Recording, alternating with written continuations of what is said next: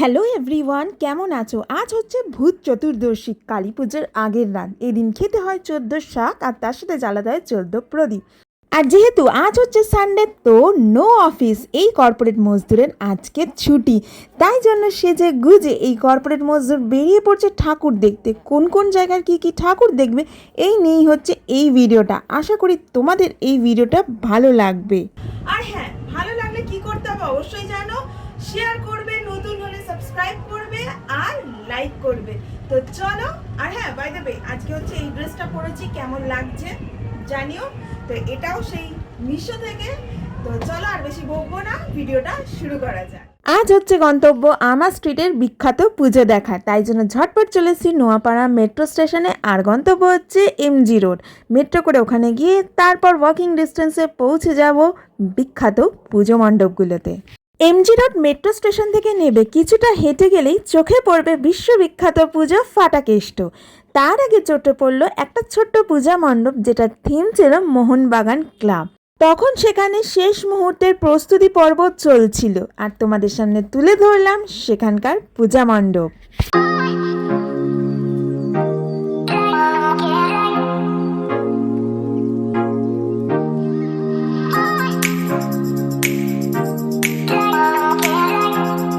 যাওয়ার পথে চোখে পড়লো রাস্তার দুধারে অসংখ্য ছোট ছোট স্টল বসেছে। সাজের জিনিস থেকে খাওয়া দাওয়ার সব কিছুরই ব্যবস্থা আছে। একটু এগিয়ে দেখি ফাটাকেষ্ট সেই টাইমে ফাংশন চলছে। এক বিখ্যাত গায়িকা উঠে তার পারফরমেন্স দিচ্ছে। একটুখানি দাঁড়িয়ে তার পারফরমেন্স দেখে এগিয়ে চললাম মায়ের দর্শনের জন্য। তার জন্যই এত দূর আসা। এসে দেখি বহু সংখ্যক মানুষ আমাদের মতো আজকেই ঠাকুর দেখতে বেরিয়ে পড়েছে।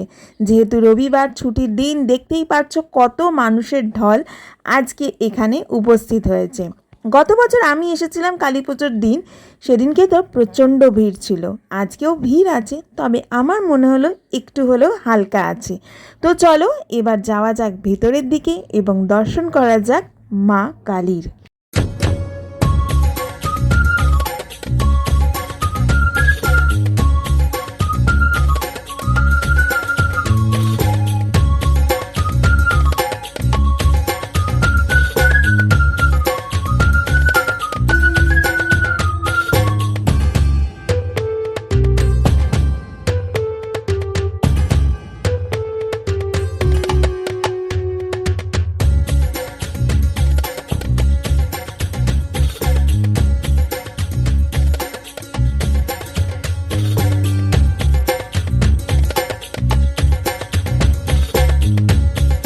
ফাটাকেষ্ট ঠাকুর দেখে বেরোনোর পথে চোখে পড়লো এই আরেকটি প্রতিমা। তারপর এই অলিগলি দিয়ে এগিয়ে চললাম আমার স্ট্রিটের দিকে, কারণ সেখানেও একটা বিখ্যাত পুজো হয়। গিয়ে দেখি এখানেও মেলা বসেছে। রাস্তার দুধারে অসংখ্য খাবার থেকে, সাজগোজ থেকে, পানীয় থেকে, ফুচকা, পাপড়ি চাট, কিসের দোকান নেই এখানে। এখানেও তখনও কিন্তু ফাংশনের তোড়জোড় শুরু হয়েছে, আর কিছুক্ষণের মধ্যে এখানেও ফাংশন হবে। তো চলো আগে প্রতিমা দর্শন করে নিই, তারপর তোমাদের সাথে বাকি কথা হচ্ছে।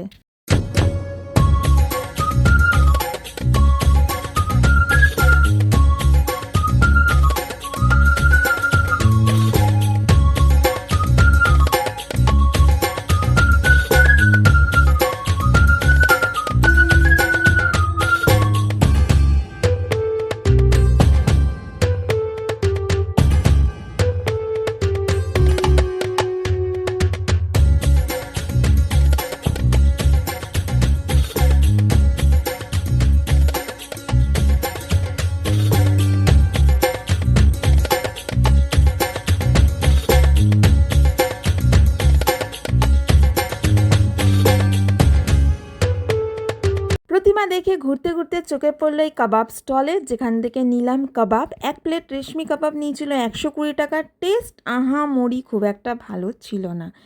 যাই হোক, খেয়ে নিয়ে আবার হাঁটা লাগালাম পুরো জায়গাটা ঘুরে দেখার জন্য। এখানে রাস্তার দুধারে প্রচুর জিনিসপত্রের দোকান আছে। তোমরা যারা এখন অবধি আসোনি তারা চেষ্টা করো অতি অবশ্যই এই জায়গাটাকে ঘুরে দেখার জন্য। কথা দিচ্ছি তোমাদের ভালো লাগবে। বাচ্চাদের বিনোদনের জন্য এখানে প্রচুর ব্যবস্থা করা রয়েছে। ছোট ছোট অনেক রাইড রয়েছে, যেগুলো কিন্তু বাচ্চারা এনজয় করতে পারবে তাদের মতো করে। তাছাড়া তো খাবার দাবারের জিনিসপত্র রয়েছে। এছাড়া তোমরা যদি চাও অনেক ধরনের নিজেদের নিত্য প্রয়োজনীয় সামগ্রীও এখান থেকে কিনতে পারো। দামও কিন্তু ঠিকঠাকই আমার লেগেছে, খুব হাই প্রাইস ছিল না।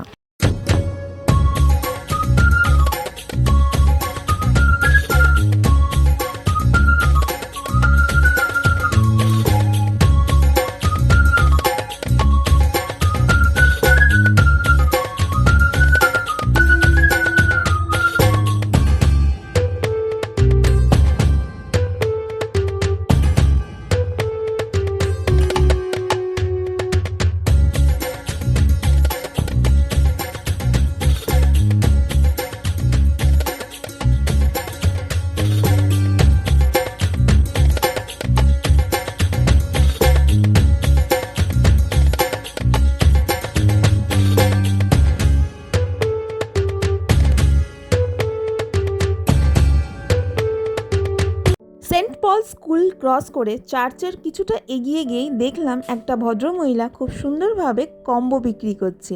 তার থেকে ডিনারের জন্য নিয়ে নিলাম বাসন্তী পোলাও আর তার সাথে চিকেন কষার কম্বো। দাম নিয়েছিল 120 টাকা। কোয়ালিটি ও কোয়ান্টিটি দুটোই খুব ভালো ছিল। চিকেনের পিস ছিল 2টো। বাড়ি ফেরার পথে আমার স্কুল এলো সামনে। আমার এটা স্কুল যেখান থেকে আমি মাধ্যমিক পরীক্ষায় পাশ করেছিলাম। এই স্কুলের সাথে আমার শৈশব ওতপ্রোতভাবে জড়িত এবং অনেক ইমোশন, অনেক স্মৃতি আছে এই স্কুলে। স্কুল জীবনের বন্ধুদের সাথে এখনও আমার যোগাযোগ আছে। প্রায়শই আমরা কথা বলি, দেখা করি।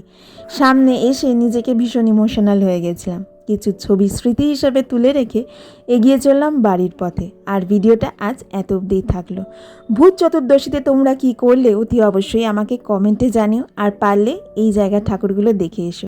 আর যারা দেখে ফেলেছো অতি অবশ্যই কমেন্টে আমাকে জানিও। চলো, দেখা হচ্ছে খুব তাড়াতাড়ি নতুন কোনো ভিডিও নিয়ে। Till then take care, tata.